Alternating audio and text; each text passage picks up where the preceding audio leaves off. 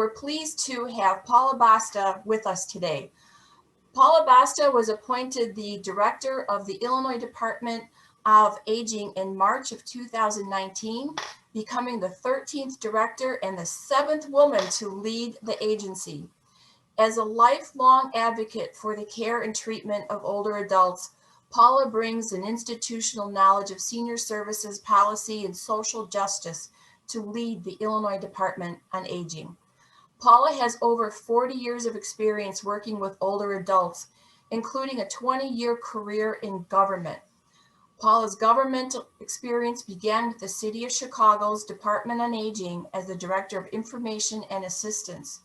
She then transitioned within the City of Chicago to begin a 14-year career as the Regional Director of the Northeast Levy Senior Center.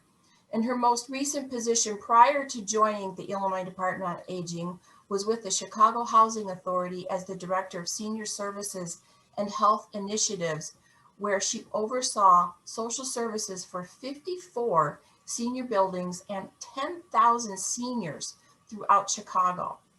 Paula has dedicated much of her free time to serving on several non-for-profit boards.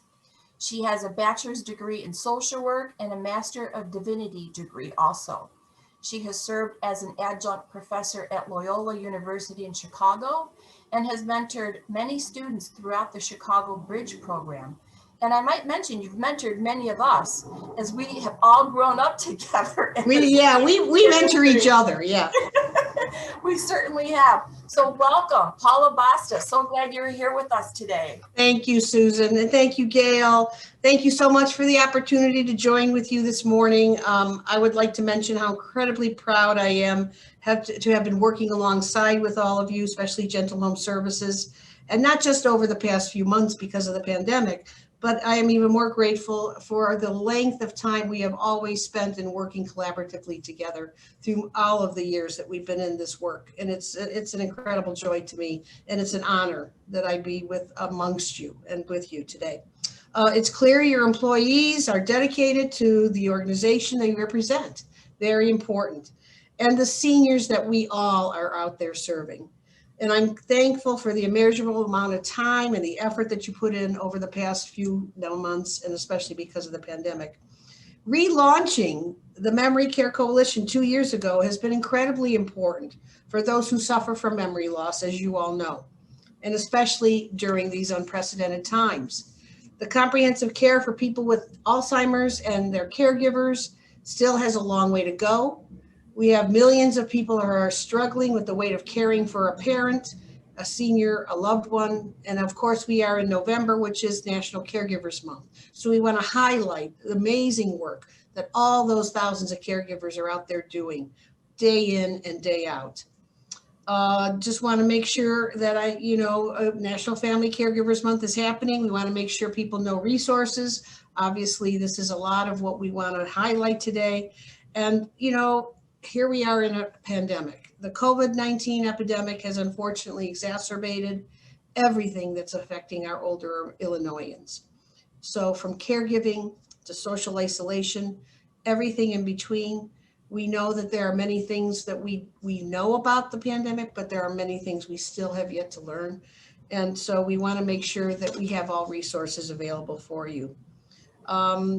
Again, just to talk about Illinois Department on Aging, our primary goal is to make sure that people and older adults especially know they are not alone, and that we want them to stay in their homes and safe as possible. And so how we can do that, we want to help with that. We want to be proactive rather than reactive. We want to make sure that they're limiting their exposure to the virus. We want to make sure that they are being monitored and stay safe, stay in their houses, that they have what they need in order to do that. So I don't know, I can talk a little bit about Department on Aging. We have, of course, our AAAs, our area agencies on aging. There are 13 of them throughout the state of Illinois. They cover every single area and every county in the state. So we are so grateful to all of our AAAs out there doing amazing work, incredible work, because as you know, we've had to close all of our congregate dining sites. Everybody had been moved to home delivered meals. We are serving on a daily basis 48,000 meals a day, home delivery. with $1.5 million a month of home delivered meals. So we have given up to over 6 to 7 million home delivered meals so far during the pandemic. And just to give you a snapshot, usually in a year, we do maybe 1.2 million in a whole year.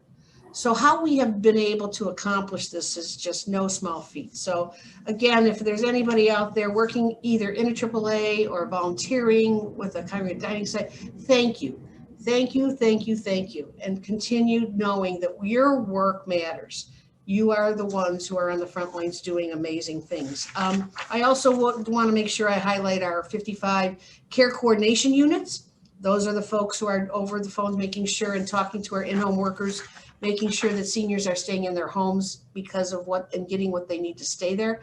In-home workers are essential workers.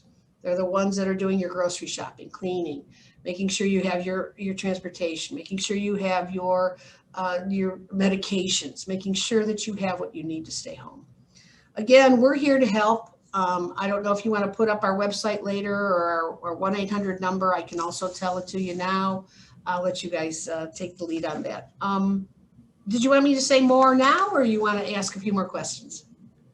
Well, we have some questions that we'd like to ask you about. I think these are, pretty timely and relevant to the climate of our country right now, and especially in Illinois. So if we can ask you a couple questions. Sure. We know older adults are at high risk for experiencing severe illness from COVID-19. What has the state of Illinois response at the beginning of the outbreak been to protect this population? And I know this is a very loaded question, but how has it changed with time? So I think that really what we knew was always our aging network was incredibly resilient and strong, and it's only become more so now. We've also had to forge new partnerships and innovations. We've had to become more flexible. We were always flexible. We always knew we were flexible, but now we're even more so in how we deliver services. And so almost overnight, trying to get new partnerships and innovative solutions, how we would go ahead and handle what we needed to handle, was amazing. To seeing how we all work together to keep seniors remaining in their homes and safe for as long as possible. So knowing that older Illinoisans have shaped our state's rich history to begin with, our obligation, we felt, was to make sure that they had the supports and services in place. We did a couple of things right away. We were able to form a very strong relationship with IEMA, which is the Illinois Emergency Management Authority and Association. And basically, that's been really amazing and a godsend. And FEMA, which is the Federal Emergency Management. Basically, they also were able to help us with acquiring and getting PPE. And that was early on. By the end of March, we were getting PPE out the door that we were able to ship out. And so to the credit of all of our network and to FEMA and IEMA, we've been able to get out over 1.5 million pieces of PPE to all of both our providers, our AAAs, and the seniors themselves. So that's been an amazing thing to take and do. I did give you a little snapshot about the home delivered meal program, the amazing work that has gone into moving everyone who used to go to a congregate dining site to home delivered meals. And again, giving you the numbers, 48,000 home delivered meals are happening since March. We saw over 48% increase in people needing meals, people calling, getting new referrals out the door. I mean, it's just been incredible. I can't tell you enough how that has been amazingly important. Obviously, nutrition plays a key role in older adults and how they can, make sure that they stay healthy and well. Nutrition and nutritional needs. So we want to make sure that they have what they need. Let's see. We've also been able to ramp up what's called an emergency senior services program, which is a gap filling program that our CCUs, our care coordination units, are being able to administer. So we have about $5 million in gap filling services and monies just specifically geared toward helping for those services that are falling through the cracks. And we know there are cracks, right? So this is things like, transportation, grocery shopping, people that can get delivery of groceries, people that need transportation, people that need maybe a ramp or a grab bar or whatever, and so they work with their care coordination unit and they can do a referral, and we can hopefully help them quickly. Our adult day services. We had 75 adult day services that had to close almost overnight, just like our senior centers and our congregate dining sites. And we were able to sustain them through a grant that was able to keep them operating. So in operating remotely. So, and as we saw then, that was our March in the spring, March, April, May. By the summer, we started to see by July, August, September some of the adult days started to open up, not at full capacity, but in a very safe and responsible manner. And so we have about 35, 36 adult day centers that are now open physically for people to return. And so they've been amazing and trying to really do it in a safe manner. I guess basically we've also been able to give over 200 pieces of guidance to the network. Our adult protective services have gone back out to seeing priority 1 cases. Very important to talk about our older adults and persons, disabled persons 18 to 60 who are or possibly might be a victim of financial exploitation, abuse, neglect. That's very important. And we wanted to make sure that we would get our folks back out there to see and investigate those cases. So that's been happening. That started happening again in July. We were able to get a grant from the Administration on Community Living, which is our federal partner and oversees the Older Americans Act monies. And that was a grant that helped us with technology so that we were able to get grandpads and Wi-Fi hotspots and iPads and grand tablets. I mean, just been amazing to try and work with the grant was also with the Illinois Assisted Technology Program, IATP, and IDHS, the Illinois Department of Human Services, that oversees developmental disabilities and folks with disabilities. So it's been a real strong program that we've just started to get those things out the door. Again, just a little snapshot for you to see some of the things that we've been doing statewide. Well, we've been lucky. We've had a strong foundation for us to build on, so that really helped mobilize all the efforts from the state of Illinois. Absolutely. Gail, you have a question. Yes, the other, thank you for all of that. It was wonderful to hear about all those additional services and what the state is doing. There are other issues that the seniors are facing during the pandemic. You know, what are those, and what can the community help with those seniors that are isolated, and any other possibilities? Sure. Great questions too. And hopefully you'll be able to put our website out so people, if they need to. My whole feeling too right now is volunteer. If people are interested in helping, volunteer where you can, volunteer locally, volunteer wherever you know. If they're doing a well-being call volunteer program, sign up, do it. It's as easy as a question, as a phone call. But there are other things you can do just yourself, and that is to call your neighbor, look in on your neighbor. If you know a senior is living alone on the block that you live at, try to be a little more have a heightened awareness of where those folks are, because you're right, Gail, it's been really, really hard that our seniors have gotten much more isolated because of the pandemic. And I think it's not rocket science that tells us call, knock on the door, of course, wear a mask, but also see if there's anything you can do to help. I think one of the things we're really hearing about, and this started unfortunately when they started getting the stimulus checks, are scams. Scammers, I'm telling you guys, it has been awful. They are just ready to pounce, and they know seniors are home, so they're calling, right? And they're getting them on those phones, and they're telling they're slick, and they're trying to get information from seniors. You please get the word out that scammers are out there, and if you don't know that person on the phone, hang up. And what for sure, do not give any information to anybody. No one's going to ever ask you for a social security number. No one's going to ask you for a Medicare number. Nobody's going to ask, it's just been, and I think you all have probably heard it too with your seniors. Scammers, unfortunately, are out there. So the other piece, of course, is going to be, we have been able to get a 3-year grant from ACL around adult protective services. So Our Engaged to Change around Adult Protective Services has been a really big program that we're out there. And hopefully people know that we're there to help. If anybody sees something wrong, say it. If you see it, say it. And I think that's another piece of advice we want to give people. Stay engaged.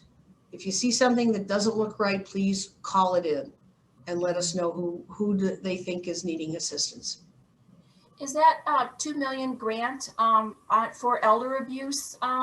Yeah, it's for our Adult Protective Services, which is elder Okay. abuse, Adult Protective Services. Yep, absolutely. And we've been able to get that, the whole marketing piece, and I don't know if some of people have said they've seen our ads on, or the marketing they've been doing on CBS, because we were able to get some marketing tools out there. So we know that it could not have come at a better time, that we really want people to have a heightened awareness around, especially financial exploitation, especially those kinds of the victims of abuse in those ways.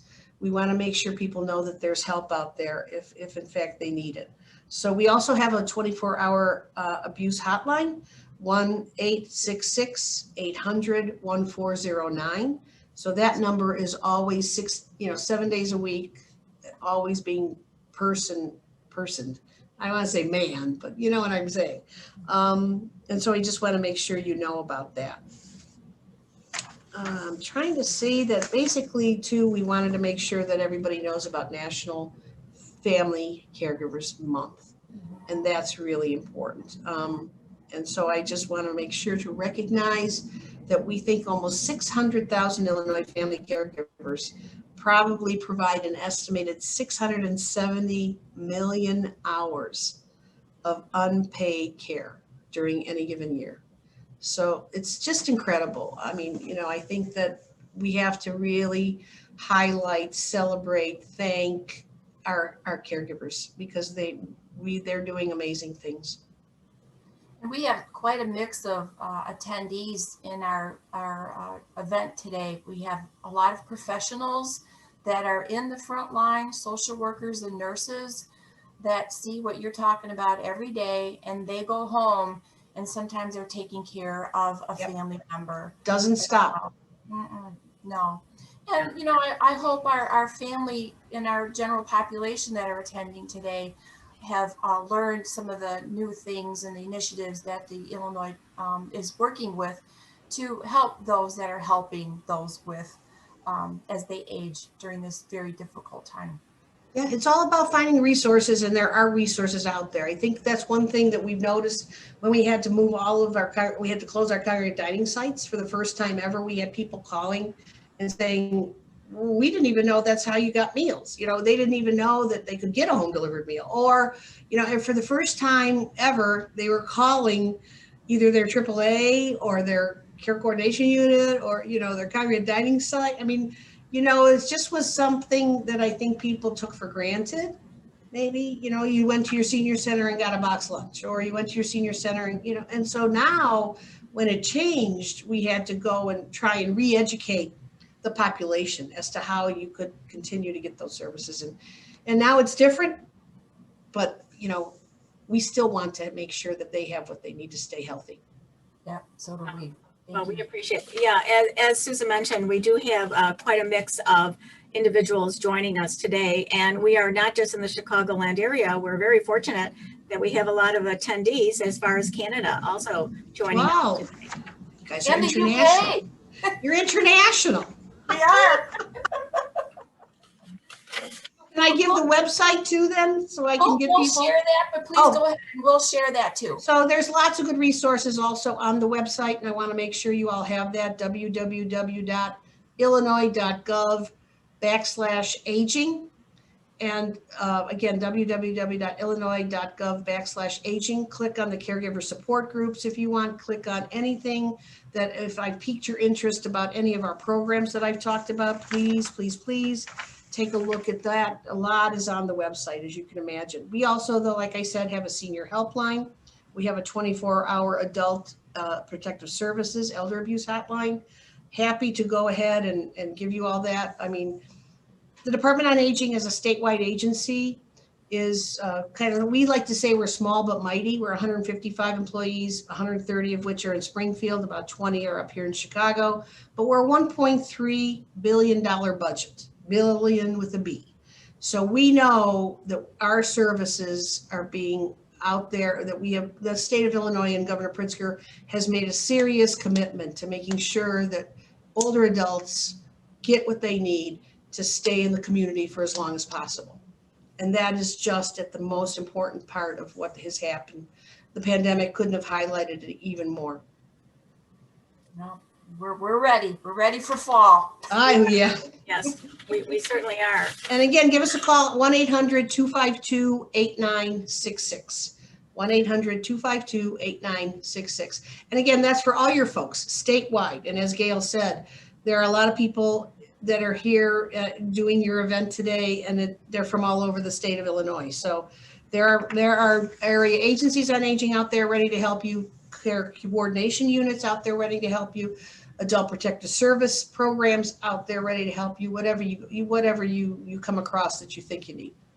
Well, we appreciate that also because we do have family members out of state that are caring from afar. Their Yep. loved ones are here in Illinois. So all these telephone numbers are extremely helpful, and we do Yep. appreciate that. No problem. And I'm a long distance caregiver myself. I have an 89-year-old mom in Cleveland, Ohio. So call her every day, make sure. In fact, called her this morning. So, I have a real understanding for how important resources are because you're not physically there.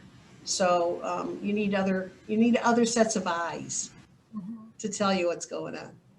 Paula, thank you so much for joining us today. We appreciate you. We applaud you. We thank Thanks, you Susan. for your service. Be safe, be well. Thanks. Susan and Gail, you're the best. Your teams are always so wonderful. We're so grateful to have you in the state of Illinois. Let us know we're your partners, but we're also just incredibly grateful for all the work you and your staffs are doing. And to all of those caregivers out there, thank you to everybody at the Tour de Memory. Enjoy your day. Enjoy the time you're doing. What a great idea. I'm so glad you all are doing this again. So take care. Have a great day. I'm a phone call away. Give me a holler. Okay.